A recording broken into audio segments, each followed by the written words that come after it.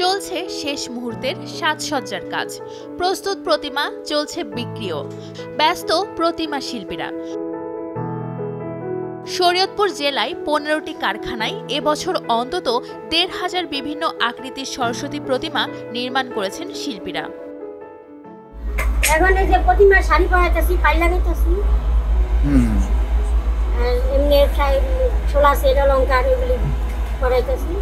গেছি বা পূজা করছি তখন আনন্দ লাগছে। এখন সেই মাঠে আমরা বানাইয়ে মানে রং করে দিতে আসি, এটা ওটা অনেক আনন্দের ব্যাপার।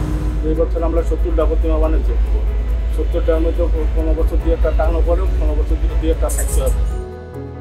জেলার বিভিন্ন শিক্ষা প্রতিষ্ঠান, হিন্দু সম্প্রদায়ের মানুষ বসবাস করেন এমন গ্রাম, পাড়া মহল্লার বিভিন্ন ক্লাবে স্থাপন করা হবে এসব প্রতিমা। 3 ফেব্রুয়ারি সরস্বতী পূজা। মণ্ডপগুলোতে চলছে সরস্বতী পূজার উদযাপনের প্রস্তুতি। বিদ্যা দেবীর চরণে পুষ্পাঞ্জলি দেওয়ার জন্য অনেকে অস্থায়ী মন্দিরে প্রতিমা বসিয়েছেন। বিভিন্ন শিক্ষা প্রতিষ্ঠান ও পাড়া মহল্লার ক্লাবগুলোতে নেওয়া হচ্ছে বড় সাইজের প্রতিমা। বিভিন্ন বাসাবাড়িতে নেওয়া হচ্ছে মাঝারি ও ছোট সাইজের প্রতিমা। শরীয়তপুর সহ সারা দেশেই চলছে পূজার প্রস্তুতি।